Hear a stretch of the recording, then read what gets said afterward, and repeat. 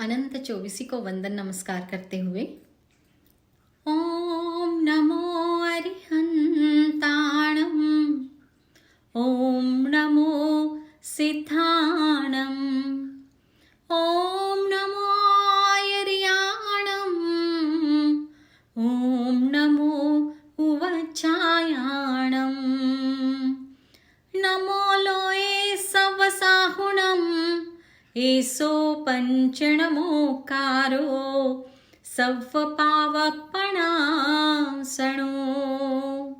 मंगलाणं च सव्वेसिं परमं हवै मंगलम, परमं हवै मंगलम।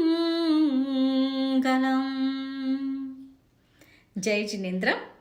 शुरुआत करते हैं भक्तामर स्तोत्र प्रथम गाथा।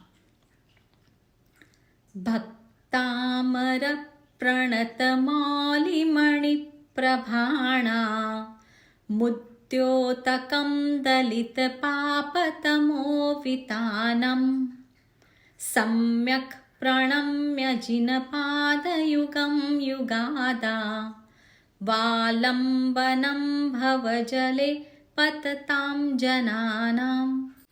आइए जानते हैं डिटेल में एक एक शब्द को किस तरह से शुद्धता से हम उच्चारण करें। भक्तामर, भ ह्रस्व है, क से त जुड़ा हुआ है यानी कि जुड़ाक्षर है, सो भ पे जोर देंगे। भक्तामर प्रणत, प्र जोड़ शब्द है, प और र जुड़ के प्र बना हुआ है, सो और र ह्रस्व है, सो हम र पे भी जोर देंगे। भक्तामर प्रणत, इसको तोड़ेंगे नहीं हम इन दो शब्दों को, भक्तामर प्रणत, भक्तामर प्रणत। ण बड़ा वाला प्रणत में ण बड़ा ण है, जीभ आपकी जो है टंग जो है वो ऊपर टच करेगी।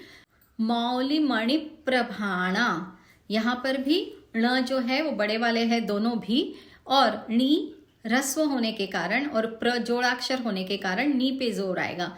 मौली मणि प्रभाणा, इसको भी अलग अलग नहीं बोलना है। मौली मणि प्रभाणा, मौली मणि प्रभाणा। मुद्योतकम, मुंह पे जोर आएगा, ह्रस्व है मुंह और द से य जुड़ा हुआ है। मुद्योतकम दलित पाप तमोवितानम, म एंड वाला जो म है आखिरी वाला वो हलंत है, आधा है, तो तमोवितानम, तमोवितानम ऐसे नहीं करेंगे। जैसे कि मैंने बताया था हलंत आधा है, उसका उच्चारण आधा ही होना चाहिए। तमोवितानम।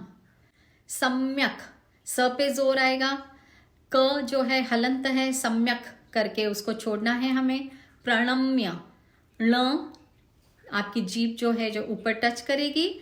प्रणम्य जिनपाद युगम युगादा, वालंबनम, इसमें ल पे जोर आएगा। भवजले पतताम जनानाम, आखिरी वाला जो म है आधा है, हलंत है, जनानाम करके छोड़ देना है इसको। आइए जानते हैं गाथा का अर्थ। भक्तामर जी की जो प्रथम दो गाथा है वह युग्म गाथाएं कहलाई जाती है, यानी कि एक दूसरे से कनेक्टेड है, दोनों गाथाएं मिलकर अर्थ संपूर्ण होता है। पहली गाथा में स्तुति करने योग्य ऐसे परमात्मा इष्ट देव को नमस्कार रूप मंगलाचरण किया गया है। दूसरी गाथा में स्तुति का संकल्प किया है।